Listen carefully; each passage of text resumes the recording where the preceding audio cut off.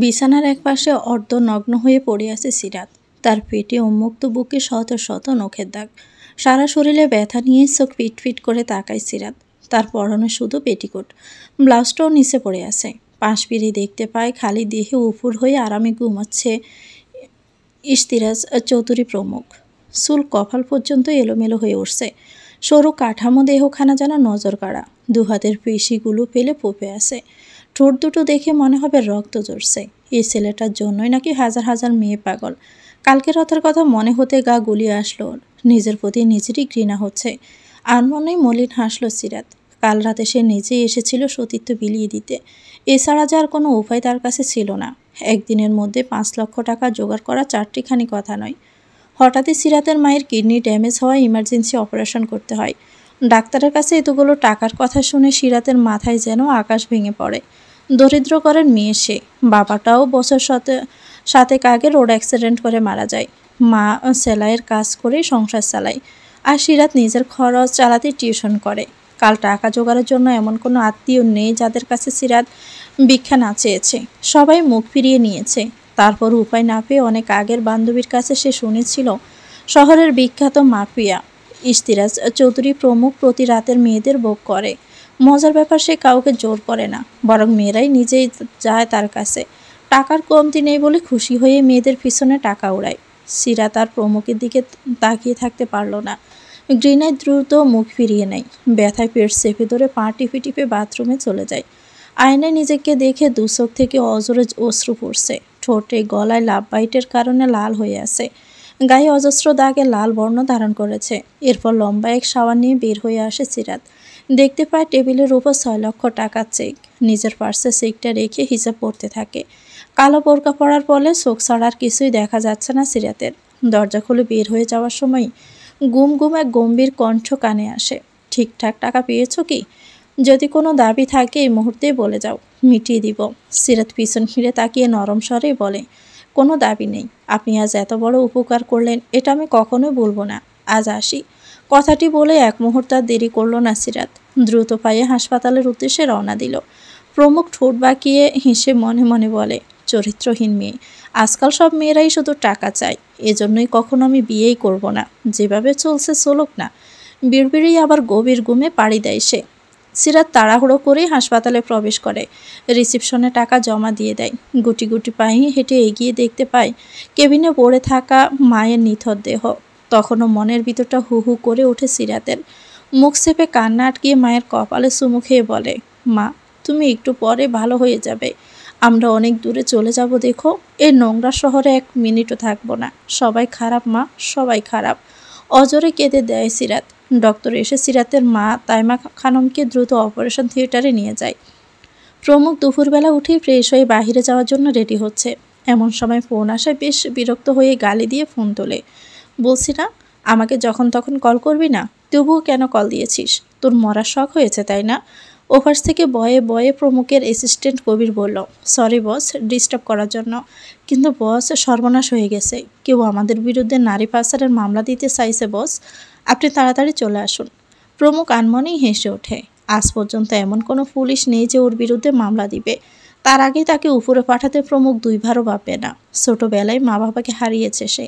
এরপর নানু বেঁচে থাকায় যতটুকু ভালো পথে ছিল, মারা যাওয়ার পর মামির অত্যাচারে আর সেখানে থাকতে পারেনি প্রমুখ। বুকের ভিতর অজস্র কষ্ট নিয়ে সে বাড়ি থেকে বেরিয়ে আসে সে। এরপর বড় হয়ে ধীরে ধীরে প্রমুখ হয়ে ওঠে নামকরা এক মাফিয়া, যার মানুষের রক্ত নিয়ে খেলতে ভালো লাগে। প্রতিদিন নিজ হাতে শত শত অপরাধী বলিনি হয়ে যায়। প্রমুখ গান হাতে এক অন্ধকার ঘরে প্রবেশ করে। কবির তাকে দেখে দৌড়ে এসে বলে, বস, এই সেই পুলিশ। আপনার কথা মতো সব ব্যবস্থা করে রেখেছে। এ শালার নামে তথ্য আছে। বুট্টুর সাথে রাত বিরাতে মেয়েদের দিয়ে ভর্তি করে। মনে হয় এই পুলিশ সব কিছুই জানে। এখন ওরে কি করবো কান? প্রমুখ চেয়ারে বাঁধা পুলিশের দিকে তাকিয়ে তার সামনের চেয়ারে আরাম করে বসলো।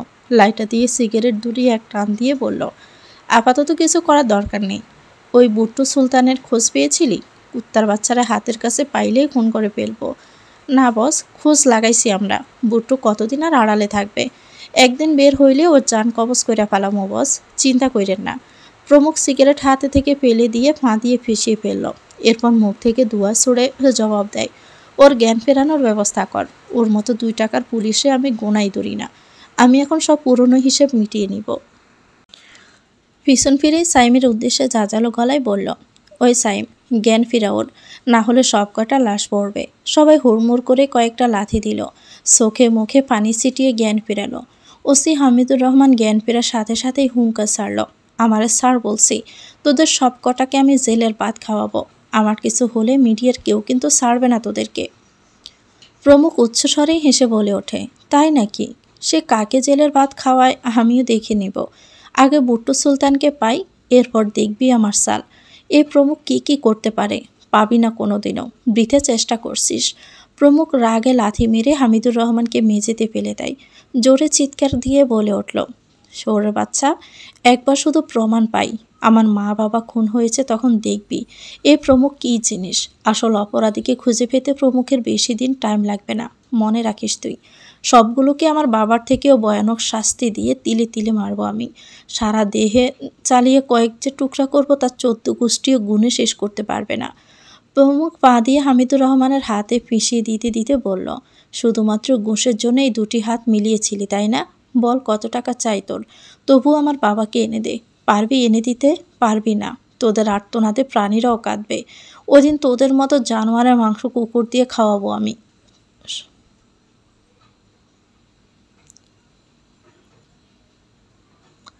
প্রমুখের চোখে আগুনের ফুলকি জ্বলছে। নিজের সর্বোচ্চ শক্তি দিয়ে ওসি হামিদুর রহমানের হাত পিষিয়ে দিচ্ছে সে। হিংস্র বাঘের ন্যায় উচ্চস্বরে নানান ধরনের অক্ষত ভাষায় গালি বের হচ্ছে প্রমুখের মুখ থেকে। বাধা অবস্থায় হামিদুর রহমান চটপট করছে, বারবার আকুতি করছে ছেড়ে দেওয়ার জন্য, কিন্তু প্রমুখ শিকারীর হাতের কাছে পেয়ে ছেড়ে দেওয়ার মতো ভুল কখনোই করে না। এভাবে ব্যথায় একসময় হামিদুর রহমান নেতিয়ে পড়ল। আত্মচিৎকার দেওয়ার মতো আর কোনো শক্তি তার কাছে নেই, থাকবে কিভাবে? প্রভুর কবিরকে কড়াভাবে আদেশ জারি করেছে, যে পর্যন্ত মুখ না খুলবে ততক্ষণ এক বিন্দু পরিমাণও দানা পানি দেওয়া হবে না। শেষে প্রমুখ লাথি মেরে দূরে সরিয়ে দেয়। এক পৈশাচিক আনন্দে নিচু হয়ে হাতের সিগারেটটা হামিদুর রহমানের গলা বরাবর চেপে ধরে। কষ্টে হামিদুর রহমান বন্দি কবুতরের মতো চটপট করতে থাকে। প্রমুখ উঠে বেরিয়ে আসতে আসতে হুঙ্কার ছাড়ল জোরে, সত্যি না বললে বেঁচে থাকার কথা বলে যা। তোর কাছে আর মাত্র 24 ঘন্টা সময় আছে। এরপরে তোকে বেঁচে থাকতে চাইলে ভালোই ভালোই বলে দে বলছি। কবিরও ওসির মুখে থুতু দিয়ে প্রমুখের মুখে পিছন পিছন চলে যায়। ক্লান্ত দেহে হামিদুর রহমান হাঁপিয়ে ভাবে, একবার ছাড়া পেলে প্রমুখের একটা ব্যবস্থা করতে সে 2 বার ভাববে না। পাশেই দলিতে ঝোলাবে। কিভাবে এত সাহস হয় তার? ওসিকে আটকে রেখে ভয় দেখানোর? কোনো মতে প্রমুখ ওর বাবার খোঁজ পাবে না। আসল অপরাধীর কথা মুখে আনলে যে হামিদুর রহমান নিজে চিরদিনের জন্য গুম হয়ে যাবে। প্রমুখ ছোট থাকার জন্যই ছেড়ে দিয়েছিল অন্ধকার রাতে সেদিন, নয়তো তাকেও এই দুনিয়া থেকে বিদায় করত শাহিন সরকার খন্দকার।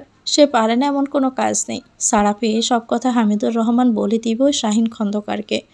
সিরাতের মায়ের অপারেশন শেষে ডক্টর কেবিনে শিফট করে। সিরাত মায়ের দিকে তাকাতেই তাইমা খানম নরম গলায় ওর পানে প্রশ্ন করে, এতগুলো টাকা কোথায় পেলে সিরাত? সিরাত মায়ের প্রশ্নে হকচকিয়ে যায়। আমতা আমতা করে উত্তর দেয়, ব্যাংক থেকে লোন নিয়েছি মা, প্রতি মাসে কিস্তিতে পরিশোধ করে দিব। তাইমা বেগম দীর্ঘশ্বাস ফেলে চোখ বন্ধ করতেই সিরাতের ঠোঁটের নিচে দাগ চোখে পড়ে যায়। কোনো কিছু না ভেবে উনি জিজ্ঞেস করেন, তোর মুখে এমন দাগ হয়েছে কি করে? সিরাত তড়িঘড়ি করেই মাথার ওড়না ঠিক করে ফেলে। স্মিত হেসে একটা মিথ্যে কথা বলল সে, আর বলো না মা, কাল রাতে তাড়াহুড়ো করে দৌড়াদৌড়ি করার সময় কিসের সাথে যে লেগে গেল আমি বুঝতেই পারিনি। এসব তুমি ভেবো না, এখন ঘুমাও তুমি। আমি তোকে অনেক কষ্ট দিচ্ছি তাই না? মরে গেলেই হয়তো ভালো হতো। চুপ করো তো, তোমার কিছু হলে আমার কি হবে? আমাকে একা রেখে এভাবে পালাতে চাও তুমি? সিরাত হেসকি তুলে কেঁদে ওঠে। এতদিনের যত কষ্ট মনের ভিতর পুষে রেখেছিল সব যেন দলা পাকিয়ে বের হয়ে আসতে চলছে মায়ের ছোঁয়া পেয়ে। অনেকটা সময় পর ওষুধ কেনার জন্যই বের হয়। অপারেশন শেষে যত টাকা বাকি ছিল সব ওষুধ কিনাই খরচ করে সিরাত। রাস্তার কোণে এক ফার্মেসি থেকে প্রয়োজনীয় সব ওষুধ কিনে নেয় সে। টাকা দিয়ে বের হওয়ার সময় দেখতে পায় কিছু লোক একটা মধ্যবয়স্ক লোককে ইচ্ছে মতো মারছে। চারপাশে কয়েকটা প্রাইভেট কার এক সিরিয়ালে দাঁড় করানো। একটি মানুষও সাহসে এগিয়ে আসছে না লোকটির দিকে। সবাই দাঁড়িয়ে চুপচাপ কাণ্ড কারখানা দেখছে। হাত জোর করে লোকটা কত আকুতি মিনতি করছে, তবুও একটুখানি মায়া দয়া হচ্ছে না তাদের। এমন কাণ্ডে দেখে সিরাতের পা দুটো সেখানেই থেমে যায়। এরূপ ভয়ানকভাবে কাউকে কেউ মারতে কখনো সে দেখেনি। যারা মারছে সবার শক্তপোক্ত গায়ে একই রকম কালো শার্ট প্যান্ট পরা, সবার চেহারায় হিংস্রতার ছাপ স্পষ্ট। তাদের একটা ঘুষি খেলেই সিরাতের যেন পান উড়ে যাবে। ভয়ে মুখ চেপে ধরে সিরাত। ছোটবেলা থেকে রক্ত দেখলে ওর হাত পা কাঁপে। মনে মনে ভাবে কেউ বাঁচায় না কেন তাকে, এভাবে মারলে যে একটু পরে সে মরে যাবে। সিরাত পাশ ফিরতেই একটি মেয়েকে জিজ্ঞেস করে, আপু কেউ লোকটাকে কেন বাঁচাতে চাচ্ছে না? কি করেছে সে? ওভাবে ওই লোকগুলো মারছে কেন? মেয়েটা হাতের ফোন ব্যাগে গুজে উত্তর দিল, কার এত সাহস আছে তাদের আটকানোর? জীবনের মায়া তোমার যেমন আছে তেমনি সবারই আছে। ওসব নিয়ে ঘাটাঘাটি না করে নিজের কাজ করো। সিরাত দুব্রু কিঞ্চিত করে ভাবুক হয়ে বলে উঠল, কেন আপু? কে তারা? কথা শেষে একটি গাড়ি জ্বরের গতিতে রাস্তার মাঝখানে ব্রেক কষে। বাতাসের ঝটকায় সিরাত চোখ খিচে বন্ধ করে নেয়। ওদিক দিকে তাকাতেই মেয়েটি ভীষণ আগ্রহ নিয়ে উত্তর দেয়, এই যে গাড়িটা দেখছো না, জানো এটা কে? ইশতিয়াক চৌধুরী প্রমুখ। যেমন নাম ঠিক তেমনি গুড লুকিং। যে দেখবে মনে মনে সে ভাববে, ইস একবার যদি কাছে গিয়ে শুইয়ে দিতে পারতাম। আর জানো মেয়ে, এই শহরে তাকে আটকানোর মতো দ্বিতীয় কেউ নেই। নামকরা মাফিয়া সে। আজ নাকি এই লোকটা তার দোকান খালি করছে না। শুনলাম প্রমুখ কালকে বলেছে যত টাকা লাগে দিবে, তবুও দোকান ছাড়ো, এখানে নতুন ফ্ল্যাট করবে সে। তবুও লোকটা তার কথায় সম্পূর্ণ নাকচ করে দেয়, যার ফলে তার এই অবস্থা আজকে। মেয়েটির কথায় আস্তে করে চোখ খুলতে দেখতে পায় দুই ঠোঁট। সেপে সিগারেট নিয়ে লাইটার দিয়ে আগুন ধরায়। ব্ল্যাক শার্টের মাঝে হোয়াইট প্যান্ট পরা, দবদবে পশা গায়ে কালো রং যেন নজর কাড়া। মাথার চুলগুলো সুন্দর করে পিছনে জেল দিয়ে সেট করে রেখেছে। চোখে সানগ্লাস। শক্তপুক্ত দেহে হাতের রগ স্পষ্ট ফুটে আছে। শার্টের প্রথম দুটো বোতাম খোলা অবস্থায় থাকায় গলার কিছু অংশও বিদ্যমান। চারপাশের মেয়েরা তার দিকে এক দৃষ্টিতে তাকিয়ে আছে। দেখে যে কেউ বলবে তারা চোখ দিয়ে গিলে খাচ্ছে তাকে। প্রমুখ ধীর গতিতে সিগারেট ফুঁকে কারো উদ্দেশ্যে বলে, যতক্ষণ না দোকান খালি না করবে মারতেই থাকবেই, কোনো ছাড়াছাড়ি নেই। আমার অফার নির্দ্বিধায় মেনে নিলে এই অবস্থা হতো না। ভালো কথার কোনো দাম নেই, তাই না? কোনো দাম নেই। সিরাত প্রমুখকে দেখে রাগে শিরশির করে সারা শরীর কেঁপে ওঠে। একরাশ ঘৃণা ছুঁড়ে থুতু দেয় তার দিকে। রুক্ষ মেজাজেই বলে, কোথায় গেলে এই লোকটা থেকে পালাতে পারবো আমি? যতবারই শরীরের চিহ্নগুলো চোখে পড়ে মরে যেতে ইচ্ছে হয়। শুধুমাত্র মায়ের জন্য এভাবে মরে মরেও বেঁচে থাকতে হবে আমাকে সারা জীবন। পাপের শাস্তি তো এটাই। মাথার সব চুল ছিঁড়তে ইচ্ছে করছে সিরাতের। মনে মনে হাজার বার চেয়েছিল কোনোদিন যাতে এই লোকটার সাথে আর দেখা না হয়। তবুও সামনে চলে আসলো। উল্টো করে বড় বড় পা ফেলে হাসপাতালের উদ্দেশ্যে পা বাড়ায় সে। আর এক মুহূর্ত এখানে থাকা যাবে না। প্রমুখকে দেখে লোকটা ভয়ে জোরে চিৎকার করে বলে ওঠে, আমাকে ছেড়ে দাও বাবা, তুমি যা বলবে তাই হবে। আমার পরিবারকে এভাবে নিঃস্ব করে দিও না বাবা। প্রমুখ ঠোঁট বাঁকিয়ে হেসে সবাইকে থামতে বলে। এরপর দৃঢ়ভাবে লোকটার কাছে এগিয়ে এসে টেনে তুলে সামনে দাঁড় করায়। ময়লা শার্ট হাত দিয়ে ঝেড়ে দিতে দিতে বলল, আমিও তো এইভাবে আপনাকে কষ্ট দিতে চাইনি আঙ্কেল, শুধু শুধু আমার মাথা গরম করে দিলেন। কালকে রাজি হয়ে গেলে এসবের কিছুই আর হতো না। কবিরকে দলিল আনতে বলে লোকটাকে বুঝায়। তার দিকে কাগজ বাড়িয়ে দিলে অজরে কেঁদে কাঁপা কাঁপা হাতে সাইন করে দেয় সে। প্রমুখ এক গাল হেসে কবিরের দিকে কাগজ ছড়ে মেরে সকল টাকা বুঝিয়ে দেয় লোকটাকে। এরপর চোখে সানগ্লাস পরে দুহাতে চুলগুলো আলগোছে পিছনে নিয়ে গাড়িতে চেপে বসে। সেকেন্ডে বাতাসের গতিতে চোখের আড়াল হয়ে যায় প্রমুখের গাড়িটি।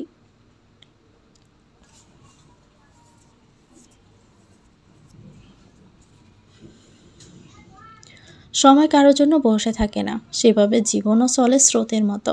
কেউ দুমুঠো ভাতের জন্য বেঁচে থাকে, আবার কেউ এই দুনিয়ার রং তামাশায় ব্যস্ত। আজব পৃথিবীর সবই গোলক দাদা। এভাবে সময় গড়ায় অনেক। হাসপাতাল থেকে তাইমা খানমকে ছুটি দেওয়ার পর বাসাতেই সেবা করে সিরাত। নিজের পড়াশোনা, টিউশন আর বাসার রান্নাবান্না যাবতীয় কাজ সব একাই সামলায় সে। এ মানিয়ে তার ছোট্ট সংসার। ব্যস্ত জীবনে হুটহাট রাস্তায় দেখতে পায় প্রমুখ তার লোক দিয়ে কয়েক মানুষ মারছে। এ যেন নিত্যদিনের সঙ্গী। প্রথম প্রথম নিজের প্রতি ঘৃণা জন্মালেও পরিস্থিতির জন্য এসব ভাবা ছেড়ে দিয়েছে সিরাত। প্রমুখ খারাপ এটা জেনেও সে নিজেই তো তার কাছে গিয়েছিল। লোকটার তো একা দোষ নয়, নারী তার প্রতি রাতের সামগ্রী। এক প্রকার নেশা হয়ে গেছে তার।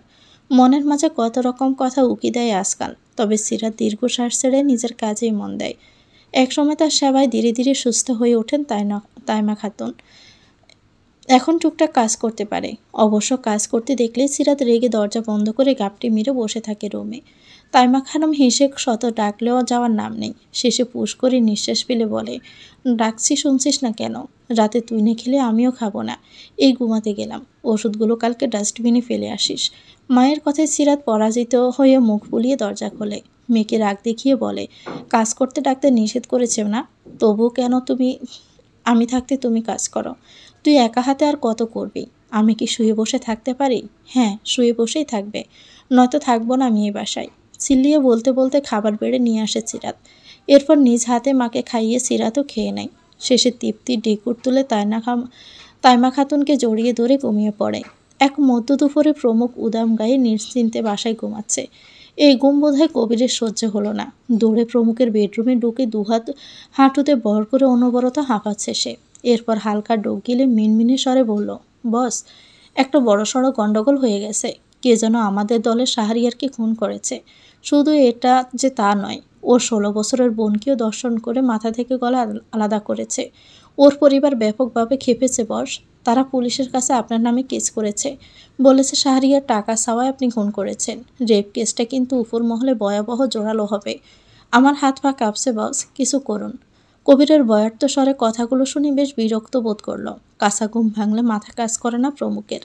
মেজাজ খেকিয়ে কবিরকে বলল, এই মুহূর্তে রুম থেকে বের হও। তো ছুটি আজ থেকে চিরদিনের জন্য বন্ধ। বউয়ের সাথে হানিমুনে যাওয়ার যে টিকিট দিতে চেয়েছিলাম ওটাও ক্যান্সেল। ইডিয়েট।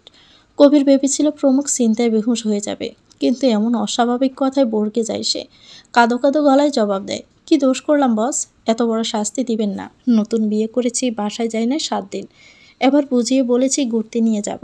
এখন আপনি ক্যান্সেল করলে বউ তালাক দিবে বস। প্রমুখ বিছানা থেকে উঠে বসলো, দুহাতে মাথা চেপে ধরে উত্তর দেয়, এটা তোর ঘুম ভাঙানোর শাস্তি। জানিস না ঘুমের টাইমে আমার বাসায় আসা বন্ধ? জরুরি খবর দেওয়ার জন্যই তো এসেছি। আপনার ভালো করতে গেলাম আর আমার সর্বনাশ করে দিলেন। কবিরের কথায় পাত্তা দিল না প্রমুখ। আস্তে ধীরে ওয়াশরুম থেকে ফ্রেশ হয়ে নেয়। এরপর কিচেনে গিয়ে 1 কাপ কড়া চা বানিয়ে বেলকনিতে চলে যায় সে। রাস্তার দিকে দৃষ্টি নিক্ষেপ করে। উষ্ণ ঠোঁটে ছায়ে চুমুক দিয়ে কবিরকে বলে, সত্যি শাহরিয়ার খুন হয়েছে? আমার পিছনে কে ছুরি দিচ্ছে? রেপ কেস তদন্ত করলে জানতে পারবে আমি নির্দোষ। এসব নিয়ে আমি ভাবছি না, শুধু ভাবছি কে আমার পিছনে আঠার মতো লেগে আসছে। টক্কর আড়ালে কেন? সামনে আয় সাহস থাকলে, কত বড় বাপের বেটা দেখে নিব। আড়ালে লুকোচুরি খেলে মজা নেই, সামনে হবে হাড্ডাহাড্ডি লড়াই। এবার কবিরও ভাবছে, এভাবে শাহরিয়ার মতো শান্ত ছেলেটাকে কে এমন করলো? আজ সিরাতের টিউশনি শেষ করতে করতে রাত 10টা বেজে যায়। বাসায় একা তাইনা খানম চিন্তা করছেন। এই মুহূর্তে বসে থাকতে পারছেন না। মনে মনে একটা দোয়াই করছে আল্লাহর কাছে, সিরাতের যেন কিছু না হয় আল্লাহ। সংসারে যদি এমন দশা না হতো কখনো সে সিরাতকে এভাবে টিউশন করাতে দিত না। সিরাত ভার্সিটি থেকে এসে 4টা টিউশন করার জন্য বেরিয়ে যায়। মাঝে মাঝে খেয়ে যায়, নয়তো না খেয়েই থাকে। নির্জন রাস্তায় রিকশার জন্য দাঁড়িয়ে আছে সিরাত। মেয়ে বিদায় একা দাঁড়িয়ে থাকার ফলে মনে মনে বেশ ভয় পাচ্ছে সে। তবুও বারবার রাস্তায় উকি দিয়ে একটা রিকশার নাগাল পাচ্ছে না সিরাত। কখনো এত রাতে এভাবে একা বের হয়নি। মায়ের অপারেশনের পর এই টিউশনটা নিতে হয়েছে, না হলে যে ওষুধ ঠিকমতো কিনে দিতে পারবে না। মা ছাড়া আর কেউ নেই তার। এভাবে আর দাঁড়িয়ে থাকতে পারলো না। আস্তে ধীরে পা চালিয়ে বাসার উদ্দেশ্যে হাঁটতে থাকে সে। কতক্ষণই বা এইভাবে রিকশার অপেক্ষা করবে। হাঁটতে হাঁটতে হঠাৎই পাশের এক চায়ের দোকান থেকে কয়েকটি বখাটে ছেলে নানান ধরনের অকথ্য ভাষায় সিরাতকে বাজে ইঙ্গিত দিতে থাকে। সিরাত মুখ ফিরিয়ে জোরে জোরে হাঁটা দেয়। একসময় সে 5 জন ছেলেও পা চালিয়ে ওর পিছন পিছন ছুটতে থাকে। কয়েক মিনিট পরে সিরাত পিছনে তাকিয়ে দেখে মদ গিলে ছেলেগুলো তার দিকেই আসছে। ভয়ে সারা শরীর অসাড় হয়ে যায়। কোনো কিছু না ভেবে জোরে এক দৌড় দেয় সে। পা যেন আর চলছে না। পিছনের ছেলেগুলো দ্রুত এগিয়ে খপ করে ধরে ফেলে সিরাতকে। একজন বিশ্রীভাবে কালো হাতে কোমর আঁকড়ে ধরে। গায়ের জামার বাহুতে টান দিয়ে ছিঁড়ে ফেলে ছেলেগুলো। গলা থেকে ওড়না সরিয়ে হাতে পেঁচা এক ছেলে। সিরাত ছাড়ার জন্য দস্তাদস্তি শুরু করে দিয়েছে। আজ রাতে কে বাঁচাবে তাকে? গলার স্বর উঁচু করে সিরাত জোরে চিল্লাতে থাকে, ছাড়ুন আমাকে, এভাবে আমার সর্বনাশ করবেন না। কেউ কি আছেন? আমাকে বাঁচান। সিরাতের চিৎকারে কারো কর্ণদয়ে পৌঁছায় না। ছেলেগুলো হাহা করে হেসে উঠে বলে, মামা, মাইয়াটার কি তেজ দেখছস? শালে মজা দিব অনেক। চুপচাপ তুইও মজা নেই। মুখ থেকে একটা সাউন্ড বাহির হইলে খুন করে নদীতে ফালাই দিব। সবাই তার কথায় তাল মিলিয়ে সিরাতের গায়ে রওনা দিয়ে মুখ চেপে ধরে। সিরাত রীতিমতো ঘুমিয়ে কাঁদে। সারা শরীর বিশ্রী, হাতের বিছরণ আর নিতে পারছে না সে। ততক্ষণে গলায়, বাহুতে আর পেটেও নখের আঁচড় লেগে গেছে। তার আত্মচিৎকার শুনছে না কেউ। পেটে বিশ্রী হাতের ছোঁয়া বিলবিলিয়ে বিচরণ করছে সিরাতের। অনেক দস্তাদস্তি করিয়া যখন লাভ হলো না, শেষে মাথায় এক বুদ্ধি আসতে সামনে থাকা ছেলেটার অন্ডকোষ বরাবর লাথি দিল সে। ছেলেটি ওমাগো বলে চিৎকার দিয়ে ছেড়ে দেয় সিরাতকে। সাড়া ফেরে কোনো দিক না তাকিয়ে জোরে দৌড়াতে থাকে সিরাত। বাকি ছেলেগুলো অনবরত বিশ্রী গালে দিয়ে তার পেছন পিছন ছুটছে। এমন সময় মাঝ রাস্তায় একটা গাড়ির সাথে লেগে সিরাত আর নিজেকে কন্ট্রোল করতে পারেনি। দপ করে পিচডালা রাস্তায় কপালে হালকা চোট পেয়ে উপুর হয়ে পড়ে। ক্লান্ত দেহে মুহূর্তে জ্ঞান হারায় সে। গাড়ির ভিতরের আগন্তুক তড়িগড়ি করে ব্রেক কষে চোখ মুখে একরাশ বিরক্তি নিয়ে বলে, হাউ ডেয়ার ইউ! কার এত বড় কলিজা আমার গাড়ির সামনে আসে? গাড়ির নিচে ফেলে পিষিয়ে দিব, পালতু যত সব। কথা বলতে বলতে গাড়ি থেকে নেমে আসে তিনি। ততক্ষণে মাতাল ছেলেগুলোও কাছে চলে আসছে। সামনের মানুষটাকে দেখে সব ছেলের বুক কেঁপে ওঠে। শুকনো ডোক গিলে পালিয়ে গেল তারা।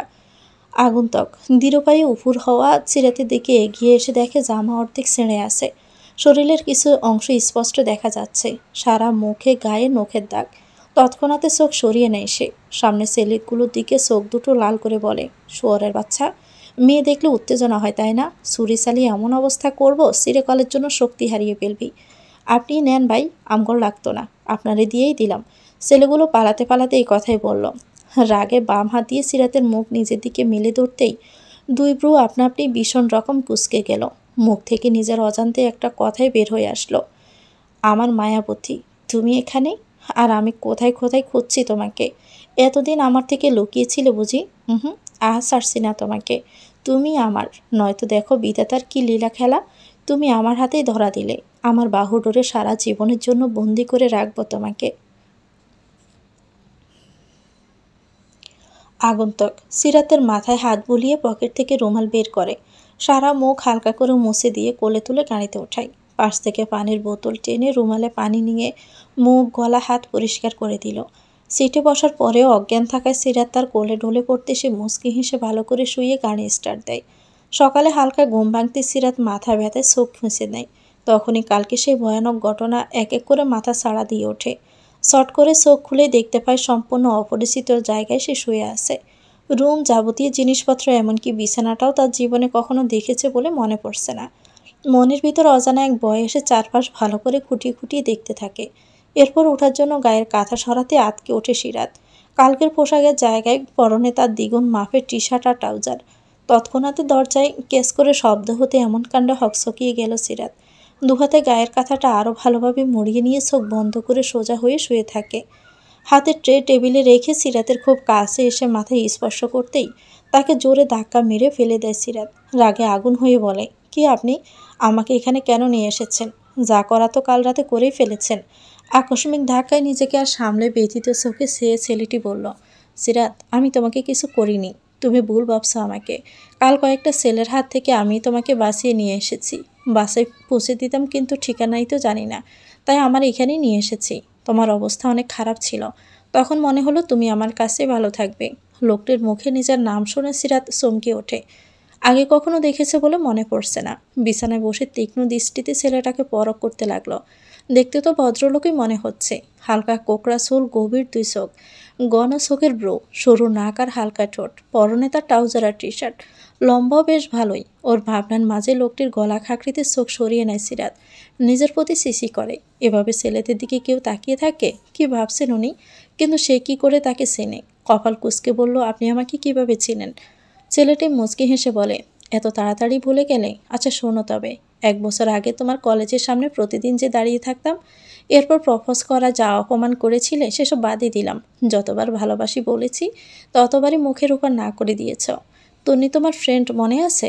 সিরাত মনে করার চেষ্টা করে বলে, হ্যাঁ, আমরা একসাথে কলেজে পড়তাম। ভার্সিটির জন্য গাজীপুর থেকে মাওনা চলে আসে 7 মাস আগে। কিন্তু তন্নির আপনি কি হন মনে পড়ছে না? চাচাতো ভাই, আমার নাম সাফওয়ান খান। এখন মনে আছে? সিরাতের এখন মনে পড়ে যায়। চিনতে পেরে খুশিতে গদগদ হয়ে জবাব দেয়, হ্যাঁ হ্যাঁ, এবার খুব চিনেছি। কিন্তু আগে আপনি হ্যাংলা পাতলা ছিলেন, দাড়িও ছিল না, এর জন্যই চিনতে একটু বেগ পোহাতে হলো। এখন বেশ ভালোই হয়েছেন। তবে বলছে হ্যান্ডসাম হয়েছি? প্রপোজাল কি অ্যাকসেপ্ট করা যায়? সিরাত লজ্জা পেয়ে মুখ লোকায়। এরপর কালকের কথা মনে পড়তে সিরাত জিজ্ঞেস করে সাফওয়ানকে, এরপর কালকে কি হয়েছিল একটু বলবেন? সিরাত যে কথা ঘুরাচ্ছে বুঝলো সাফওয়ান। ফুস করে নিঃশ্বাস ফেলে কালকে সব ঘটনা এক এক করে বলে সে। সব শুনে সিরাতের মুখ মুহূর্তেই কালো হয়ে যায়। মুখ কালো করেই বলে, আমাকে বাসায় নিয়ে যাবেন? মা চিন্তায় যে কি করছে আল্লাহই জানেন। আন্টি একাই বাসায়? সিরাত হ্যাঁ বলে ফ্রেশ হওয়ার জন্য ওঠার সময় বাঁধল আরেক বিপত্তি। বড় সাইজের ট্রাউজার পুশ করে কোমর থেকে পড়ে যেতে নেয়। সিরাত আটকে উঠে ট্রাউজার সামলে নেয়। মুখটা কাঁদু কাঁদু করে বলে, এসব কে করেছে ভাইয়া? সাফওয়ান হু হু করে হেসে জবাব দেয়, সরি সিরাত, আমার কিছু করা ছিল না, তবে নো টেনশন, আমি চেঞ্জ করে দেইনি। বাসায় খালাম্মা রাতে রান্না করতে আসে, উনিই দিয়েছে। তখন তোমার অবস্থা এতটাই খারাপ ছিল যে হাতের কাছে যা পেয়েছি ওটাই পরিয়ে দিতে বলেছি। জানো, তোমার মুখের দিকে আমি তাকাতে পারিনি, কতটা যে কষ্ট হচ্ছিল। ওই জানোয়ারগুলোকে ফেলে পুঁতে ফেলবো। তোমার পবিত্র গায়ে বাজে হাত স্পর্শ করার ইচ্ছে সারা জীবনের জন্য গুছিয়ে দিতাম। সিরাত দুহাতে মুখ ডেকে কেঁদে ওঠে। সাফওয়ান আলতো হাতে চোখের পানি মুছিয়ে আশ্বাস দেয়। এরপর ট্রাউজারটা কোমরে চেপে পা টিপে টিপে ওয়াশরুম থেকে বের হয়ে আসে। সিরাতকে নাস্তা করতে বলে কোথায় যেন চলে যায় সাফওয়ান। এদিকে একটি কলা ব্রেড খেয়ে চুপচাপ বাসা চারপাশ চোখ বোলায়। কয়েক মিনিট পরে সাফওয়ান একটা শপিং ব্যাগ সিরাতের দিকে বাড়িয়ে দিয়ে বলে, নাও এটা পরে আসো। আপাতত তোমার জামার মাপ আমি জানি না, তাই শাড়ি এনেছি, একটু কষ্ট করে মানিয়ে নাও। এরপর চলো তোমাকে আন্টির কাছে দিয়ে আসি। আন্টির হাতে এক কাপ চাও খাওয়া যাবে। হ্যাঁ অবশ্যই, আপনি দাঁড়ান, আমি যাবো আর আসবো। সিরাত হন করে রুমে যেতে সাফওয়ান মৃদু হেসে বলে, সাবধানে, পড়ে যাবে তো, আস্তে ধীরে চেঞ্জ করে নাও।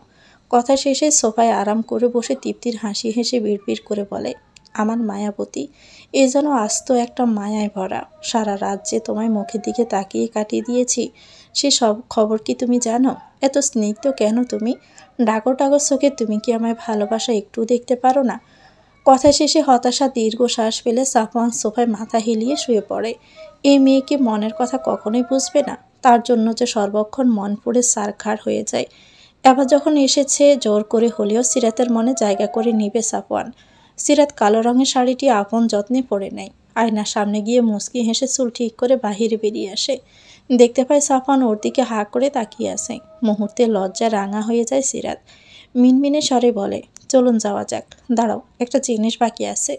সিরাত কপাল কুঁচকাতে সাফওয়ান আলতো পায়ে ওর সামনে আসে। তারপর পকেট থেকে টিপের প্যাকেট বের করে সেখান থেকে নিয়ে সিরাতের কপাল বরাবর খুব মনোযোগ সহকারে পরিয়ে দেয়। এমন স্পর্শে শিউরে ওঠে সিরাত। গায়ের শাড়ি খামচে ধরে শটান হয়ে দাঁড়িয়ে থাকে। সাফওয়ান কাজ শেষে হেসে আগে আগে দরজার কাছে গিয়ে বলে, যাবে নাকি আমার বাসাতেই সারা জীবন থাকার জন্য প্ল্যান করছো? সিরাত বরকে যায় এমন কথায়। জিকে কামড় দিয়ে সাফওয়ানের পিছু পিছু গাড়িতে গিয়ে বসে। লজ্জায় একটি বারও তাকাতে পারছে না সে। আজ থেকে 1 বছর আগেও এই ছেলেটাকে যা তা কথা শোনাতেও এক পরিমাণও ভাবেনি সিরাত। তন্নি 1000 বার বলতো, ভাইয়া তোকে অনেক ভালোবাসে, একবার রাজি হয়ে যা সিরাত। সিরাত ততবারই রেগে জবাব দিত, এখনকার ছেলেরা ভালোবাসতে পারে না, সবাই টাইম পাস করার জন্যই আসে। সব ছেলেরাই প্যান্ডাসিতেই রিলেশনে জড়ায়। যখন গোড় কেটে যায় ধাক্কা দিয়ে ডাস্টবিনে ফেলে দিতে 2 বারও ভাবে না। তন্নি কপাল চাপড়াতে হতাশায় বসে থাকতো। সিরাত কি জানতো এতদিন পরে অনাকাঙ্ক্ষিতভাবে এই লোকটার সাথে তার দেখা হবে? কাল সঠিক সময় না আসলে যে কি হতো তার। সাফওয়ানের দিকে তাকিয়ে মনে মনে ভাবে, লোকটা সবসময় সাহায্যই করে গেল, কিন্তু যদি আবারও ভালোবাসি বলে তখন কি উপায়? আর ভাবল না সে। জানালার বাহিরে তাকাতে সাফওয়ান বলল, যে লোকেশন বলেছিলে সেখানে এসে পড়েছি, এবার কি করব বলো? সিরাত বাহিরে দৃষ্টি নিক্ষেপ করে দেখে আসলেই চলে এসেছে। সাফওয়ানকে একটা গাড়ি পার করে রাখতে বলে। এরপর সিরাত নেমে গাড়ির গ্লাস দিয়ে মাথা ভিতরে দিয়ে বলে, নামুন ভাইয়া, আজ নয় অন্য দিন, আমার জরুরি একটা কাজ আছে। বাসার সামনে এসেও ভিতরে যাবেন না, আম্মু জানলে আমাকে বকবে। আসবো শীঘ্রই, এখন তাড়াতাড়ি যাওয়ানটি চিন্তা করছে। মলিন মুখে সাফওয়ানকে বিদায় দিয়ে বাসার গেটের ভিতর চলে যায় সিরাত। সিঁড়ি বেয়ে দোতলায় উঠে কলিং বেল চাপতে তাইমা খানম দরজা খুলে দেয়। সিরাতকে দেখতে শক্ত করে জড়িয়ে ধরে কেঁদে ওঠেন উনি। ভাঙা গলায় বলে ওঠে, কোথায় ছিলি তুই? ফোনে কত কল করেছি জানিস? ভেবেছিলাম সর্বনাশ হয়ে গিয়েছে। তোর কোনো টিউশন করতে হবে না, আজ থেকে আমার চোখের সামনেই থাকবি। আমার জন্য এত কষ্ট কেন করবি তুই? তৎক্ষণাৎ সিরাতের মনে পড়ে যায় ব্যাগ তো কাল রাতে দৌড়ানোর সময় রাস্তাতেই ফেলে এসেছে। মুচকি হেসে সিরাতও জড়িয়ে ধরে মাথায় হাত বুলিয়ে বলে, চলো রুমে চলো, সব বলছি তোমাকে।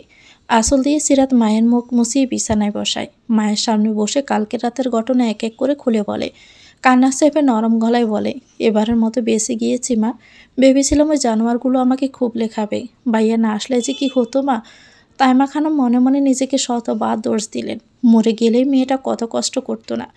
মুহূর্তে সাফওয়ানের প্রশংসা শুনে ইনিয়ে বিনিয়ে বলল, সিরাত, সাফওয়ান ছেলেটা কিন্তু খারাপ না। বাসায় নিয়ে আসলেই পারতি। বারবার বলেছি মা।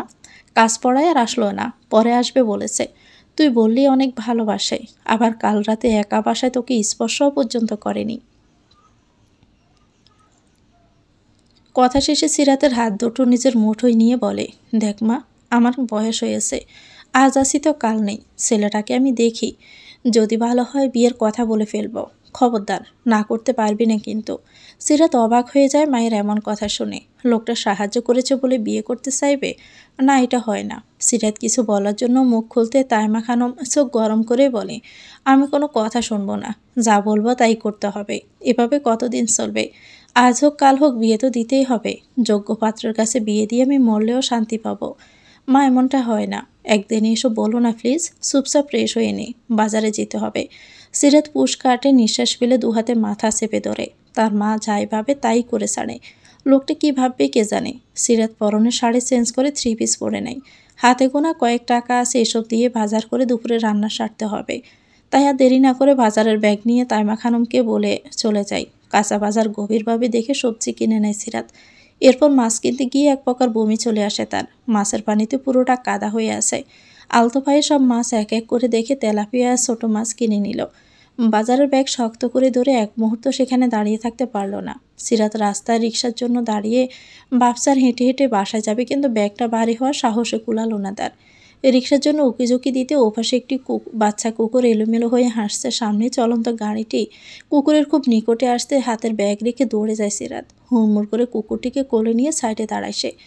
আকস্মিক ঘটনায় গাড়ির মালিক এত জোরে ব্রেক কষে, প্রমুখ কন্ট্রোল করতে না পেরে সামনের সিটের সাথে মাথায় বাড়ি খায়। ততক্ষণে প্রমুখ সিটে হেলান দিয়ে গান শুনছিল চোখ দুটো বন্ধ করে। শট করে তার রাগ তরতর করে বেড়ে যায়। ড্রাইভার শাহজাহান ভয়ে কাছুমাছু করছে। সে কটমট করে বলে, মরার শখ জেগেছে? বারবার বলেছি গাড়ি মনোযোগ দিয়ে চালাবে, তবু মন কোথায় থাকে। শাহজাহান ডোক গেলে মিলিয়ে যাওয়া কণ্ঠে উত্তর দেয়, স্যার, গাড়ির সামনে একটা মেয়ে চলে আসছিল। ওই যে দেখেন বাহিরে দাঁড়াইয়া কুত্তা ডারে কোলে নিয়ে রয়েছে। আমি কি জানতাম মায়েরা সামনে আইব। প্রমুখ দুহাত শক্ত করে মোট হয়ে নেয়। জোরে গাড়ির দরজা খুলতেই দেখে একটি মেয়ে কুকুরকে কোলে তুলে আদর করছে। দুফে এগিয়ে দাঁতে দাঁত চেপে বলে, ইডিয়ট, রাস্তায় দেখে শুনে ঠিকমতো চলতে পারো না? চোখ কি আকাশে তুলে হাঁটো? সিরাত চোখ বড় বড় করে সামনে তাকাতে দেখে প্রমুখ শক্ত মুখে দাঁড়িয়ে আছে। মুহূর্তে রেগে রিক্ত কণ্ঠে বলে, আপনার চোখ অন্ধ? গাড়ি আছে বলে কি রাস্তা কিনে নিয়েছেন? নিজেকে কী ভাবেন? হ্যাঁ, একটি অবলা প্রাণীকে পিষিয়ে দিচ্ছিলেন একটু আগে। মনে কি মায়া দয়া কিছু নেই? প্রতিদিন মানুষ মারা যার শখ, সে কীভাবে মায়া বুঝবে? সিরাতের কথার আগে দাউ দাউ করে জ্বলছে প্রমুখের মস্তিষ্ক। এটুকু একটি মেয়ে তাকে কথা শোনাচ্ছে। মেয়েটির দিকে তাকিয়ে ভাবলো কেমন সেনা সেনা লাগছে। তখনই দাঁত মুখ শক্ত করে বলে, তুমি জানো আমি কে?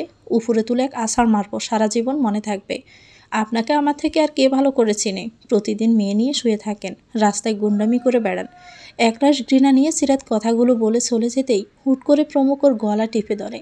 দুহাতের সর্বশক্তি দিয়ে চেপে ধরে বলে, আমাকে কতটা চিনিস তুই? পতিতালতে যাই আমি?